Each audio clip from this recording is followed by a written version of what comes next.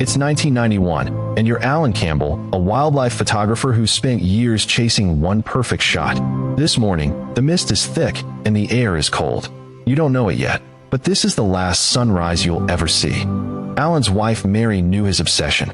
Every weekend, he'd leave their cottage before dawn, camera in hand, to track one particular stag.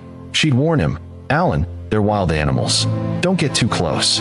But he'd just smile and say, "He knows me." For 3 years, Allan had photographed one magnificent stag. He called him the king. He knew his habits, his favorite grazing spots, even the scar on his left shoulder. Allan thought the stag trusted him. But trust is a human idea. Wild animals don't think that way. On that last day, Mary begged him to stay. A storm was coming, and the stags were rutting. Their mating season, when males are aggressive and unpredictable. Allan waved her off. "Don't worry," he said. "I'll be back before dark." He never came back. Allan found the king near a rocky outcrop, just as he always did. He crept closer, camera ready. He wanted the perfect shot, the stag's head raised, antlers sharp against the gray sky. But the king was not calm. He stamped his hooves, lowered his antlers, and let out a low, guttural roar. These were warnings, signs any hunter would read. Allan saw them, but he didn't listen. He just kept clicking his shutter. Then the king charged.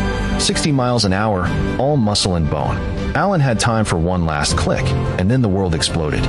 The antlers tore into Allan's shoulder, then his chest. He fell, and the king kept striking again and again. There was no mercy, no recognition, only instinct. Within seconds, it was over. The stag stood over Allan for a moment, then turned and vanished into the mist. Allan lay alone for hours. No one knew where he was. The only witness was the wind. When Allan didn't return, Mary called the police. Search teams fanned out across the hills, calling his name. They found his camera first, its lens shattered. Then they found Allan. The search team found Allan's body, battered and lifeless. His camera lay nearby, the film still inside. They developed the film later. The last frame showed the king, mid-charge, antlers lowered, the perfect shot Allan had died for. The story made headlines across Scotland. Wildlife experts said the stag was just defending its territory during the rut. It wasn't personal, it was nature. Allan's death became a warning. Today, rangers warn visitors, never approach wild animals, no matter how calm they seem. A wild animal is always wild. Allan's mistake was thinking he was the exception. Mary still lives in the cottage, and she keeps Allan's photos on the wall. She says she never blamed the stag. He was just being a deer, she told reporters. Allan should have known better.